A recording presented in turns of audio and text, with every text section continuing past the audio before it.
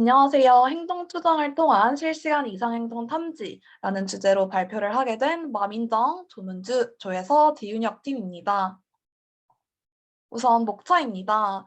주제 선정 배경, 기존 선행 연구, 데이터셋 전처리, 그리고 저희가 제안한 방법론, 실험 및 결과, 결론에 대해서 순서대로 설명해 드리도록 하겠습니다.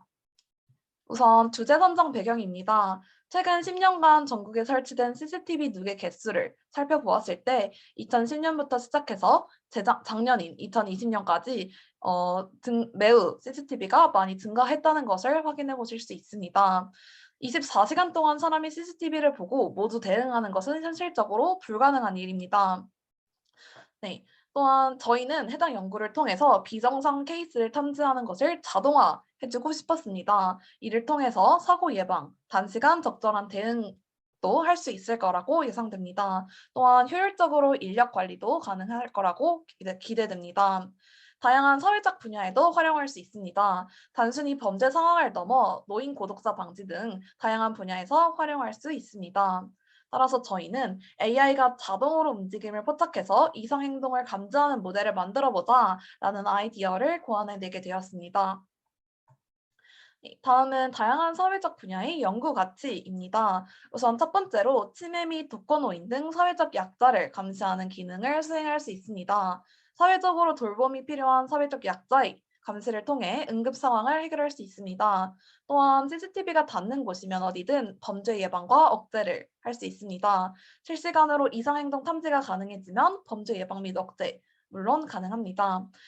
또한 실시간으로 알람을 통한 경찰 인력 관리도 효율화할 수 있습니다. 범죄에 실시간으로 대응을 해주는 UI, UX를 만드는 등의 노력을 통해 인력을 효율적으로 관리를 할 수 있을 것이라고 기대됩니다. 따라서 저희는 행동 추정을 통한 실시간 이상행동 탐지라는 주제로 프로젝트를 진행하게 되었습니다. 다음은 저희의 데이터셋입니다. 저희는 UCF 크라임 데이터셋을 사용했습니다. 이는 University of Central Florida에서 만든 데이터셋으로 정제되지 않은 실제 세계의 감시 비디오를 가지고 있습니다. 총 128시간 분량 1,900개의 데이터셋으로 구성되어 있습니다. 그리고 13개 이상 징후와 1개의 정상 징후가 있습니다. 그래서 학대, 체포, 방화부터 시작해서 들치기, 반달리즘까지 매우 다양한 범죄 행위들이 클래스로 나누어서 라벨링 되어 있고요. 이상치 판단을 위한 우리의 목적에 적합하기 때문에 이 데이터셋을 가지고 와서 사용하기로 하였습니다. 학습하기에 데이터의 사이즈가 충분히 크고 라벨링 되어 있어 학습에 용이하다고 판단하였기 때문입니다. 다음은 선행 연구 조사입니다. 저희는 이 Abnormal Situation Detection on Surveillance Video라는 논문에서 많은 방법론과 모델을 가지고 와가지고 인용을 해보았습니다. 우선 Pre-Processing 분야에서는 YOLO V3, OpenPose, PLSTM이라는 모델을 가지고 와가지고 인용을 해보았습니다. 객체 탐지 분야에서 소타 모델인 PP-YOLO를 YOLO V3 대신 적용을 해 주었고요. 오픈포즈의 포즈픽스라는 refinement, 후처리 기법을 적용을 해주는 차이점이 있습니다. 또한 모델링 분야에서는 이 포즈 이스티메이션, 어노멀리 디텍션 이렇게 두 가지로 나뉘어 가지고 작성을 해보았는데요. 이런 포즈 이스티메이션, 행동 추정 부분에서는 이 본 논문에서 스켈레톤 관절들 간의 내부적인 관계와 객체 및 인접 사람들과의 외부적인 관계를 학습시키고 신체 부위를 그룹하여 독립적으로 학습하는 기법을 사용을 했습니다. 하지만 이는 전체적인 그림을 보기에 부족하다는 한계점이 있었고요. 따라서 저희는 신체 부위 전반을 함께 학습할 수 있는 AGCN이라는 모델을 적용을 해보았습니다. 또한 어노멀리 디텍션 부분에서는 기존 논문에서 4가지 매핑 기법을 사용을 했습니다. 또한 저희가 주로 많이 사용하는 컨브, 풀링, 플래튼, 플리 컨볼루셔널, 플리 커넥티드 레이어 이렇게 4가지 기법을 주로 사용한 컨브 연산을 사용한 이중 분류를 적용을 했는데요. 저희는 기존 연구는 사물 정보가 없을 경우 탐지를 잘 못한다는 한계점이 있었기 때문에 액션 그리고 오브젝트 맵에 조건에 따른 가중치를 추가를 해 주었고요. 다운 샘플링 과정에서 공간 정보를 손실한다는 한계점을 보완하기 위해 ROI 열라인 FCN fully convolutional network를 통해 위치 정보를 보존하면서 차원 축소하는 차이점을 고안해내었습니다. 이에 대한 더 자세한 설명은 뒤에 모델링 부분에서 알려드리도록 하겠습니다. 네, 다음은 저희가 참고한 논문입니다. 포즈 이스티메이션 분야에서는 TSLSTM, STGCN, 그리고 ASGCN이라는 모델을 많이 참고를 했는데요. 하지만 이 기법들은 위치에 대해 동적인 특성들로 인해 관절 위치 변화만으로 정확한 인식이 힘들다는 한계점, 또한 인식 가능한 행동수 제한, 관절 간 관계성 로컬 영역에서만 찾을 수 있다는 단점이 있었습니다. 또한 멀리 떨어진 관절들 사이의 관계성을 담기에는 어려울 수 있었는데요. 이 모든 것을 해결해주는 모든 관계들 간 관계성을 식별할 수 있으며 어텐션 효과까지 볼 수 있는 AGCN을 적용을 해줌으로써 차이점을 두었습니다. 또한 어노멀리 디텍션 부분에서도 크게 세 가지 논문을 인용을 해가지고 사용을 했는데요. 요 C3D라는 모델링 기법은 프레임의 전체 픽셀에 대한 모션 정보를 추출하므로 모션 정보가 비정상적인 상황을 유발한 주체의 모션 정보가 아닐 수도 있습니다. 또한 두 번째 논문을 이용한 논문에서는 관심 영역 외 정보를 고려하지 않아 외부 요인과의 관계를 고려할 수 있다는 한계점이 있었고요. 마지막 HMM이라는 모델을 사용을 했을 때는 스켈레톤 이외의 정보를 활용하지 않으므로 시간축에 따른 스켈레톤의 변화가 정상적인 경우와 유사하거나 그 반대의 경우에 비정상적인 상황 탐지의 오탑률이 증가한다는 한계점이 있었습니다. 하지만 저희는 객체가 없어도 오탑률이 낮고 픽셀별로 위치 정보를 잘 탐지할 수 있는 AT넷을 적용을 해줌으로써 네, 이 모든 한계점을 극복을 할 수 있게 되었습니다. 여기에서 사용한 AT넷은 저희가 자체적으로 구조를 변경했을 때 얻을 수 있는 효과입니다. 네, 다음은 데이터셋 전처리 부분입니다. 저희는 크게 세 가지 전처리 기법을 사용을 했습니다. 우선 데이터 어그멘테이션입니다. 주로 이상 탐지 관련된 데이터셋은 클래스 임밸런스, 불균형 문제가 많다고 하는데요. Addition of random noise, 랜덤 노이즈를 추가를 해주거나 elastic deformation, 공간 정보를 조금 변형을 해주거나 라는 어그멘테이션 기법을 사용을 해줌으로써 이 클래스 불균형 문제를 해결할 수 있을 거라고 생각합니다. 또한 background subtraction이라는 기법도 적용해 보았습니다. 관심 영역만 더 높은 해상도로 명확하게 보여주는 기법으로 이는 각 세그먼트에서 세부적인 관심 영역을 찾는 것이 이상 행동 탐지에 도움이 된다고 합니다. 또한 마지막으로 OCNN이라는 기법도 적용해 보았습니다. 이는 어토인코더 구조를 참고한 모델로 특정 데이터의 이상치 탐지에 적절한 특징을 학습할 수 있는 기법입니다. 다음은 저희의 제안 방법론을 이제 본격적으로 설명을 해드리기에 앞서 각종 용어와 사용한 목적함수, 평가지표, 가정을 설명해 드리도록 하겠습니다. 우선 용어 정리인데요. 저희는 GCAN이라는 저희만의 모델명을 만들었습니다. Graphical Convolutional Anomaly Network의 약자로 이는 저희가 정의한 모델명입니다. 다음은 목적함수인데요. 저희는 크게 두 가지 모델을 사용했습니다. 첫 번째 AGCM 모델에서 그리고 두 번째 ATNet 모델에서 모두 cross entropy loss를 목적 함수로 사용을 해주었습니다. 또한 평가 지표는 F1.5 스코어를 사용했습니다. F1.5 지표는 프리시즌과 리컬의 트레이드오프를 보정하기 위한 F1 지표에서 리컬의 2배의 가중치를 주고 조합 평균을 한 지표입니다. 어노멀리 디텍션에서는 이상 상황을 잘 탐지해야 되기 때문에 재현율이 매우 중요합니다. 실제 사고가 발생했을 때 사고가 아니라고 예측하면 안 되기 때문인데요. 저희는 그렇기 때문에 recall 재현율에 더 가중치를 둔 F1.5 스코어를 채택하게 되었습니다. 다음은 문제 가정입니다. 크게 저희는 세 가지 가정을 해보았습니다. 우선 첫 번째, AGCN을 활용할 경우 보다 많은 공간상 관계성과 정보를 담을 수 있을 것이라고 가정했습니다. 두 번째, ROI 얼라인을 하면 픽셀을 좀 더 세분화해서 정확하게 객체를 추출할 수 있을 것이라고 가정했습니다. 세 번째, FCN을 통해 다운샘플링을 하면 위치 정보를 보존하면서 차원 축소가 되고 연산량도 줄어들 것이라고 가정했습니다. 네, 이제 본격적으로 모델의 파이프라인을 보도록 하겠습니다. 우선 이런 식으로 인풋 비디오가 들어가게 되면 각 프레임별로 PP율로 오픈포즈 모델에 들어가게 됩니다. 그래서 율로 객체 검출 모델이죠. 이 PP율로를 거치면 디텍티드 오브젝트 이런 식으로 오브젝트가 어디에 있는지 디텍트 해주고요. 오픈포즈를 통해서는 2D 스켈레톤의 결과가 나오게 됩니다. 그래서 이런 식으로 어느 부분의 스켈레톤의 스켈레톤이 있는지 표시를 해줍니다. 그러면은 이 2D를 PLSTM 모델을 사용해서 3D로 바꾸어주게 되는 것입니다. 네, 그래서 3D로 바꾸어주고 각 객체의 정보, 그리고 객체의 정보를 출력을 해주게 됩니다. 그리고 저희는 2SAGCN을 사용을 할 거기 때문에 이 Graphical Convolutional Network에 넣어주기 위해서는 이 그래프 형태로 바꾸어주는 과정이 필요합니다. 그래서 이런 식으로 3D 모델이 있을 때 이를 스켈레털 그래프를 만들고 라벨드 그래프 그리고 스켈레톤 모델 이런 식으로 변형을 해줌으로써 그래프 형태로 바꾸는 과정을 거치게 됩니다. 그런 다음 이런 식으로 2SA GCN 모델을 거치게 되면 액션이 무슨 액션인지, 펀칭 어떤 액션인지, 그리고 시퀀스별로 어떤 위치에 어떤 스켈레톤이 있는지 를 탐지를 해주게 됩니다. 그럼 이게 ATNet에 들어가서 이게 어떤 이상 행동을 탐지를 하는 것인지, 뭐 assert and fight인지, feint and swing인지, shift and shoplifting인지 이런 거를 분류를 해주는 과정을 수행하게 됩니다. 그럼 저희의 아웃풋은 normal, abnormal인지에 대한 분류가 되고요. 비정상일 경우에는 어떤 비정상 행위에 속하는지에 대한 클래스로 분류를 해주게 됩니다. 네, 그렇다면 AGCN과 ATNet 저희는 크게 이렇게 두 가지 모델을 사용을 했는데요. AGCN의 주요 컨트리뷰션부터 살펴보도록 하겠습니다. 이 AGCN은 엔드-투-엔드 학습 방식으로 최적화된 그래프의 위상을 만들어줍니다.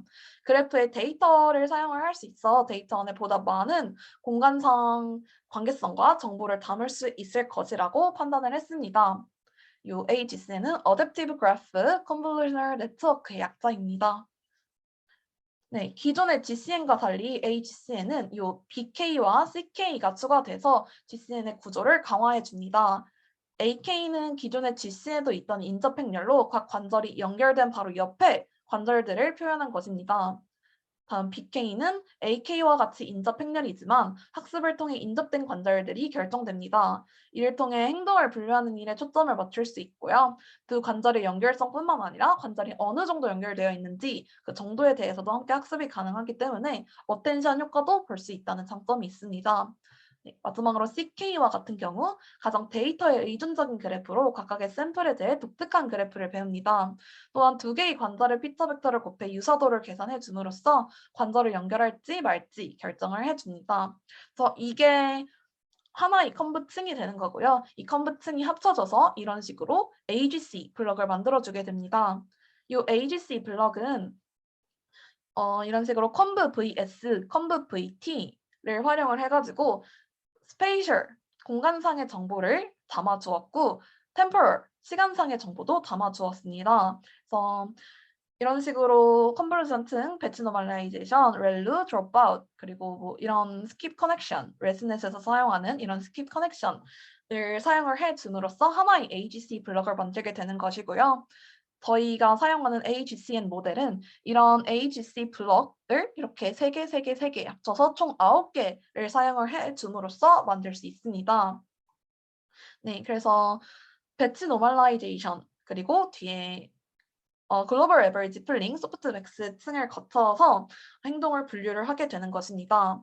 이 모든 과정은 투 스트림으로 진행이 되는데요. 저희는 이런 식으로 스켈레톤의 정보도 넣을 수 있지만 뼈에 대한 정보도 넣기 위해서 투 스트림으로 구성을 하는 방식입니다. 그래서 조인트를 이용해서는 J 스트림을 학습을 시키게 되고요. 본을 이용해서는 B 스트림을 학습을 시키게 됩니다. 그래서 이런 식으로 분류를 하고 그거에 대한 예측값이 나오는 구조입니다.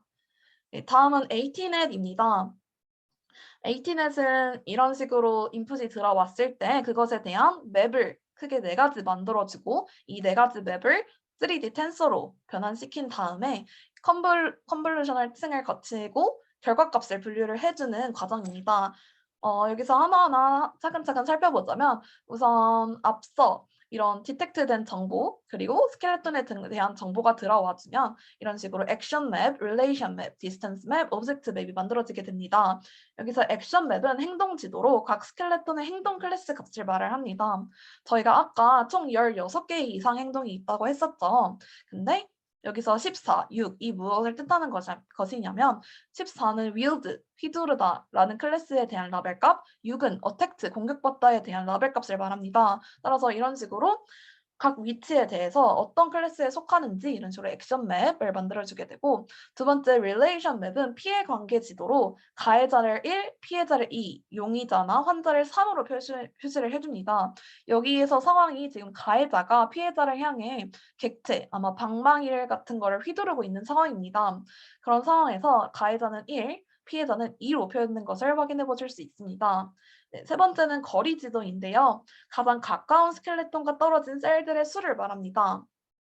그래서 이런 식으로 각 셀들이 거의 2개의 픽셀에 걸쳐가지고 거리가 있다는 것을 확인해 보실 수 있습니다.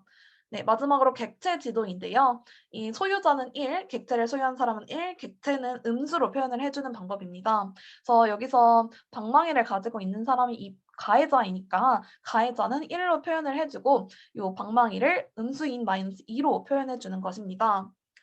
객체가 없는 경우 분류 정확도가 낮아진다는 백분 논문의 단점이 있었는데요.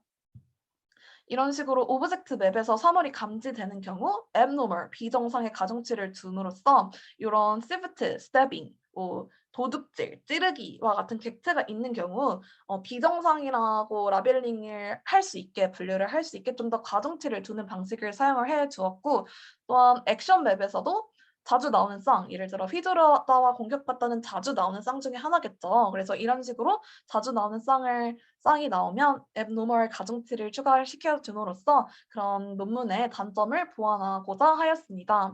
또한 컴부층에서 기존에는 단순히 맥스 풀링 과정이었던 이 주황색 박스를 ROI 풀링을 ROI 얼라인으로 바꾸어 주었습니다. ROI는 Reason of Interest의 약자로 관심이 있는 영역을 말하는 것이었죠. 근데 여기서 ROI가 소수점 좌표를 가지고 있을 가능성이 매우 큽니다. 여기에서만 보더라도 정확하게 각 픽셀 하나에 방망이가 요 2개의 픽셀 안에만 있는 게 아니잖아요. 그래서 이런 식으로 소수점 좌표를 가지고 있을 가능성이 매우 큰데, 이런 경우에 맥스 풀링 과정을 하게 된다면 정확한 위치 정보를 파악할 수 없게 됩니다. 따라서 저희는 좀 더 정확한 위치 정보를 가지면서 다운 샘플링 하기 위해 요 ROI 얼라인을 사용을 해주는 것으로 대체를 해보았습니다. 또한 FC 레이어를 플립 컨볼루셔널 네트워크로 대체를 해보았습니다. 기존에는 컨버팅을 거쳐서 통과한 값을 플래튼 시켜줘서 플립 커넥티드 레이어에 넣어주는 방법을 사용했습니다. 하지만 이상행동 탐지에서는 조그마한 픽셀의 위치 정보도 보존되어야 하기 때문에 위치 정보를 전혀 고려하지 않는 요 FC 레이어보다는 이 FCN을 사용을 해줌으로써 위치 정보를 고려해주고자 하였습니다. 그래서 이렇게 FCN으로 바꾸면 각각의 클래스에 대응하는 수만큼 히트맵이 만들어지게 되고, 그 히트맵에서 얼마나 그 가능성이 있는지, 이 위치에 이 wield 클래스 히트맵이 있고 attacked 클래스 히트맵이 있으면 이 휘두르는 클래스에는 어느 정도의 확률값을 가지고 있는지 이렇게 픽셀별로 표시를 해주게 됩니다. 그러면은 이 결과값을 보고 여기서는 휘두르다의 클래스, attacked 공격받다의 클래스가 있구나, 그리고 그거는 이렇게 지금 이런 위치에 있구나라는 것을 동시에 알 수 있습니다. 또한 이 방법은 연산량도 감소를 해주고 다양한 크기의 인풋 이미지 사이즈도 들어갈 수 있다는 장점이 있습니다. 네, 다음은 실험 및 결과입니다. 이게 앞서 보여드린 도식도인데요. 정말 많은 다양한 전처리 기법 그리고 모델 기법을 사용했습니다. 저희는 그중에 이 pre-processing 기법인 backward subtraction 그리고 OCNN, postfix 기법을 다양한 실험을 통해서 비교를 해보고자 하였습니다. 그래서 back subtraction을 사용을 하지 않은 경우, OCNN을 사용한 경우, 사용하지 않은 경우, 포스픽스를 사용한 경우, 사용하지 않은 경우를 비교를 해서 실험 시나리오를 계획해 보았고요. 욜로와 같은 경우에는 기존 논문에 있던 백본 모델인 욜로 V3를 적용한 경우, 그리고 그것보다 좀 더 낫다고 알려져 있는 V4를 적용한 경우, 그리고 저희가 적용한 모델인 PP 욜로를 적용한 경우를 비교를 해서 살펴보았습니다. 우선 백 서브트랙션입니다. 백 서브트랙션은 배경을 제거하고 이상 지역에 집중하는 방식이라고 했었죠. 근데 저희는 UCF 크라임 데이터셋을 사용을 했는데 요 논문에서 딱 요 데이터를 사용을 해가지고 성능을 비교해 놓은 표가 있었습니다. 그 표에 따르면 강도, 싸움, 교통사고와 같은 다양한 종류의 사건에서 높은 정확도를 보인다는 것을 확인하실 수 있습니다. 이 파이팅과 로드 액시던트와 같은 경우 매우 높은 성능 향상도를 보인다는 것을 볼 수 있습니다. 네, 다음은 OCNN인데요. OCNN 같은 경우는 Object Based Convolutional Neural Network의 약자로 학습된 오토 인코더의 특징을 추출을 해줍니다. 우선 여기서 오토 인코더를 먼저 학습을 시킨 다음 이 학습된 오토 인코더를 가지고 와서 Freeze Weight, 즉 전위 학습을 해주게 됩니다. 그러면 이 전위 학습을 이용해서 다시 재학습시키는 구조인데요. 이를 통해서 특정 데이터의 이상치 탐지에 적합한 특징을 학습할 수 있을 것이라고 기대했습니다.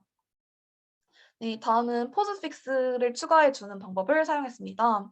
기존 시스템의 에러를 줄이는 후처리 시스템인데요. 포즈픽스는 이 오픈포즈의 인풋으로 활용하기 전 정제 과정을 통해 성능을 향상시켜 줄 수 있을 거라고 생각했습니다. 입력 이미지에 있는 모든 사람의 휴먼 버디 키포인트의 2D 스켈레톤을 수정을 해서 정확도를 높일 수 있는데요. 이런 식으로 다양한 메소드가 있을 때 플러스 포즈픽스 이렇게 플러스 포스픽스를 해줌으로써 성능을 비교를 해보았습니다. 그때 이 average precision을 기준으로 매우 높은 성능 향상도를 보이는 것을 확인하실 수 있습니다. 극적인 예시로 단순히 AE 모델을 사용했을 때는 56이었는데 포스픽스를 추가를 해줌으로써 63%까지 이 average precision 값이 올랐다는 것을 볼 수 있습니다. 네, 다음은 모델링 기법 중에 PP 욜로를 사용을 한 것을 말씀드리겠습니다. 이 PP 욜로 V3에 기초한 물체 검출기인데요. 속도 변화가 거의 없도록 하면서 검출기의 정확도를 최대한 향상시켜 주었습니다.